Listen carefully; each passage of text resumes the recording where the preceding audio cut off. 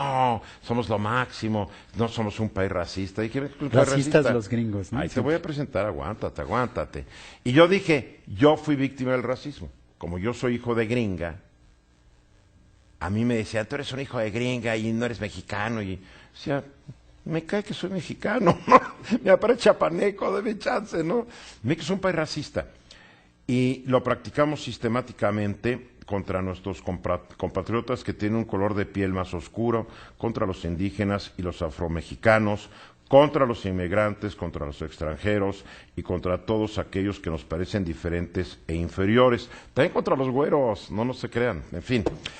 Esto es el primer párrafo del libro México Racista, una denuncia de Federico Navarrete. Es un libro publicado por Grijalbo. Y aquí está Federico con nosotros. ¿Cómo estás? Bien, gracias por invitarme. ¿Por qué escribes este libro? Pues porque creo que es un tema que tenemos que discutir, ¿no? Hace 20 años que tú lo dijiste, más de 20 años, todavía mucha gente decía que no. Y una vez que dije, de acuerdo a unos estudios antropológicos, que el 60% de los mexicanos probablemente tenemos sangre negra. ¿Por qué? Porque el segundo grupo racial más importante en la Nueva España, después de los indios, eran los negros. No, ¿cómo crees? Y yo siempre les digo, un día, súbete al metro, a ver si no ves muchos rasgos negroides. Sí, somos bien racistas. No, desde luego, y creo que es un problema mucho más serio del que decimos. Es muy fácil que nos comparemos con Estados Unidos y digamos, no, bueno, aquí no hay un Donald Trump, todavía. Es muy fácil que digamos, aquí claro no hay que ahí se llama Andrés Manuel López Obrador. No, porque López Obrador, él practica un tipo de racismo a la inversa. Los que no son mestizos o indios, cuidado con estos. También hay a la inversa, no nos hagamos tontos, porque cuando tú polarizas, estás creando un racismo de alguna manera. Estás dividiendo a la población de una manera que implica jerarquía, ¿no? Que unos tienen que ser a fuerza mejores o peores que otros. Sí. Ahora, tradicionalmente el racismo ha sido en contra de los grupos más oscuros, en México y en todo el mundo. Bueno, vete a Sudáfrica a ver si es contra los grupos más oscuros. Sigue siendo, finalmente los blancos en Sudáfrica siguen siendo los dueños del 90% de la riqueza. Sí, porque bueno, se quedaron con ella, pero en un país africano, no sé si los has visitado, tú llegas y te ven raro a ti. Porque eres el diferente, ¿no? Yo creo que el racismo es el que es diferente, racialmente, porque ya si entramos a cosas de homofobia, es el que tiene otras inclinaciones sexuales. El ser humano es discriminado por naturaleza, y el racismo es por tonos de piel, ¿no? El racismo es una forma de discriminación específica por aspecto físico, tonos de piel, forma del cabello, fenotipo en general, que se vincula con una idea de un origen distinto, ¿no? Entonces nosotros vemos a alguien con el pelo rizado y decimos es de origen africano. Vemos a alguien con los ojos claros y decimos es de origen europeo. Y tiene su verdad eso, pero lo que no es verdadero es que haya estos grupos que llamamos razas, porque las razas como tales no son biológicamente diferentes. O sea, no hay cualidades morales vinculadas con las razas, ¿no? No hay una raza más inteligente que la otra, o una raza más inmoral o más no la hay, estoy de acuerdo incapaz contigo. Que la otra, ¿no? Y entonces el racismo es a partir de las diferencias físicas construir jerarquías sociales. Y ahí la diferencia que yo diría es que, desde luego, en mi libro hablo también del racismo al revés, como yo lo llamo, ¿no? De la discriminación contra los güeros, tengo un amigo pelirrojo que todo el tiempo le dicen, tú no puedes ser mexicano. Como por otro lado, eso es lo que me decían a mí. Los funcionarios de migración a los mexicanos que se ven muy africanos les dicen, tú no puedes ser mexicano, tú debes ser de Honduras, ¿no? O cuando estás en Estados Unidos le dices, yo soy mexicano, y te dicen, no pareces mexicano, y el policía entonces le dice, ¿qué? ¿Me tengo que parecer a ti? Y se enoja. Pero obviamente te para el policía Joe Ramírez, ¿no? Ajá. Y entonces, ahora, el racismo también está vinculado a una estructura de poder. O sea, más allá de que hay racismo en muchas direcciones, históricamente el racismo en México ha sido en contra de los indígenas, ha sido en contra de las personas. ¿Por qué usamos el término indígenas y ya nos da pena usar el término indios? Porque hasta el término indígenas se inventó en México para hablar de los indios, porque usamos el término indio con una manera de desprecio, que ahora, como que si cambiando el término se va a acabar el problema. Pero yo siempre recuerdo que Fernando Benítez, su obra maestra, se llama Los Indios de México, no los indígenas de México. No, y de hecho ellos se reivindican como pueblos indios. Claro. Pero sí el hecho porque es que indígenas somos todos. Lamentablemente en nuestro país indio se ha utilizado como un insulto. Sí, pero hay que recuperar la palabra.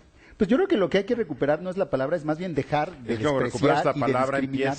Cuando recuperas la palabra empiezas a poner el punto sobre las IES. Acuérdate que somos el país de los eufemismos. Ya no hay indios, hay indígenas.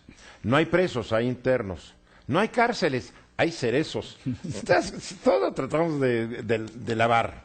Sí, yo creo que justamente es algo que hacemos con el racismo. No somos racistas. O decimos, o nuestro racismo es menos dañino que el de otros lados, ¿no? Nuestro racismo es solo privado, no es público, no hay apartheid. Cuando tú hablas de los grupos de poder, y sí es cierto, ¿no? O sea, mientras más europeo te veas, mejor. Mientras mestizo seas, pero más clarito, mejor. Mientras más mestizo o oscuro eres, peor. Y si eres indio, uff. Y en la historia de México ha habido un presidente mulato, Vicente Guerrero, y un indio, que fue el señor Benito Juárez. Punto. Nada más. Y hace 150 años. Sí, porque después dicen, bueno, es que Porfirio Díaz era indio. Sí, con ese bigotote, sí, claro.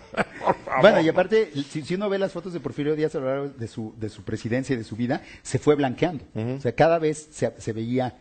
Y desde luego se casó con una mujer más blanca que él, lo mismo que Benito Juárez, sí, claro. Para que sus hijos fueran más blancos que ellos. Porque ahí está la práctica esta que es profundamente racista de mejorar la raza, ¿no? Esa expresión que utilizamos todo el tiempo, ¿no? Ahora, ¿por qué surge esto? Pues yo digo que tiene su origen en el régimen colonial en parte, porque finalmente los españoles llegaron aquí, conquistaron y establecieron una distinción absoluta entre castas. Europeos, indios y africanos. Los africanos, los peor de todos, ¿no? Porque esos eran esclavos y tal, y al grado que los hemos olvidado, o sea que no tomamos en cuenta que a México llegaron más africanos que europeos en el periodo colonial. Claro. O sea, hay más, o sea, digamos que si algo tenemos más, nuestro mestizaje es más afroindígena. No lo digas, hay gente que se ofende. No hay que decir eso, es increíble. Entonces está este elemento colonial, pero también hay un elemento muy fuerte que es al que estás aludiendo, que es la idea del mestizaje, que es una idea del siglo XIX. Pero además es una idea, somos un pueblo orgullosamente mestizo. Claro, pero nos queremos acordar, porque parte de la mitología, porque a nuestras madres indias se las violaron nuestros padres españoles. Digo, no, es que es todo no, imagínate, rollo, ¿no? O sea, somos traumados, ¿no? Entonces también toda esta idea del trauma de la conquista. O sea, si tu papá violó a tu mamá, pues digo, sí está difícil la relación, la psicología. Sí, ¿no? ¿qué nos pasa, no? Sí, exactamente. Y entonces, esta idea del mestizaje, la idea de porque aparte tenemos que ser mestizos. Eso implica que la mayoría de la población que era indígena en el siglo XIX tenía que dejar de ser indígena y tenía que convertirse en algo diferente. Y eso fue blanquearse, básicamente, ¿no? O sea, un mestizo es un wannabe blanco, de alguna manera. Porque el ideal, y esto que lo estoy diciendo, ya sé que va a levantar ámpulas, pero el ideal sigue siendo ser el güerito, ideal occidental, ser güerito, sí. Tener una cultura, haber estudiado en Estados Unidos, hablar inglés, o sea, ser cosmopolita. Porque eso te abre las puertas a mejor empleo, a mejores ingresos y a mejor ascenso socioeconómico. Desde luego, el ascenso social siempre va por ese lado. Y tú ves las familias porfiristas, siempre a estudiar a Europa, Panchito Madero, todos fueron a estudiar a Europa. Y hoy, ¿a dónde estudian los wannabes de nuestros dirigentes políticos y económicos? Se van a las universidades más prestigiosas de Estados Unidos, de Europa. O sea, se sigue repitiendo el patrón, ¿eh? Y ahí aprenden sus lecciones de lo que debe ser México y luego vienen a aplicarlas aquí independientemente de lo que sea o no realmente México, ¿no? Exactamente, que no tiene nada que ver. ¿Qué hacer? Cuando yo te dije que el ser humano discrimina por naturaleza, me viste como que te pasa, Eduardo. Pero es que el discriminar es reacción ante lo desconocido, es un miedo a lo desconocido. Toda la gente discrimina a gentes con otras inclinaciones sexuales porque no entiende y le da miedo. Otra raza, otro color porque no le entiende, le da miedo. Otro idioma. Son barreras. Y mientras no entiendes al otro, al diferente, lo apartas. Yo creo que, obviamente, para poder funcionar como seres sociales que somos, tenemos que poder distinguir quiénes son parte de nuestro grupo y quiénes no. Entonces, eso sí, digamos que es algo general e instintivo. Pero de eso a que sea inevitable el racismo, hay un brinco muy grande, ¿no? Porque dime dónde se ha eliminado. Tú dijiste, lo dijiste varias veces, o sea, si aprendes del otro, si te das cuenta que las diferencias no son tan importantes como tú pensabas, que más allá de que tenga un color de piel distinto o de que hable un idioma diferente, si te sientas a hablar con él, puedes encontrar puntos en común y tal, entonces desaparece. Lo encuentras en individuos, pero social, fíjate, la sociedad no evoluciona en eso. Yo creo que sí. O sea, va muy despacito, ¿no? Es despacio porque es un trabajo de educación, es un trabajo de la vida familiar. de en la familia no reproducir los prejuicios, de ser conscientes de, por ejemplo, que utilizar términos derogatorios como naco, como indio, es racista, y procurar no utilizarlos. Yo creo que indígena es racista, ahí vamos a discrepar. O a lo mejor sí, o a lo mejor tienes razón, porque a lo mejor no habría que usar un eufemismo. Como también es racista hablar de los chinitos y los negritos, ¿no? Ese diminutivo es completamente condescendiente y paternalista. De un desprecio. Exactamente. ¿No? Son chinos y negros. Inditos, chinitos, negritos. Sí. Ay, es que me dan ternura. O también para los minusválidos, ¿no? También para los minusválidos, el cieguito. Pues el señor es invidente, ¿no? El señor tiene la piel negra. Pero otra vez, el eufemismo es con habilidades diferentes. Es decir, es minusválido, no tiene todas las habilidades. Ni modo, así es, ¿no? Oye, ¿cómo va tu libro? ¿Ya lo presentaste? Lo presentamos hoy a las 7 de la noche en el Museo de la Ciudad de México. ¿En el Museo de la Ciudad de México? ¿En público invitado? Público invitado, los que Vayan, quieran. ¿quién lo presenta? Lo presenta Carlos López Beltrán, que es un filósofo de la UNAM, Javier Tello, de Foro TV, y Olivia Gal, que es una investigadora de la UNAM. Muy bien, te felicito. Se necesitan más libros de estos que encueren la realidad nacional. Es la idea.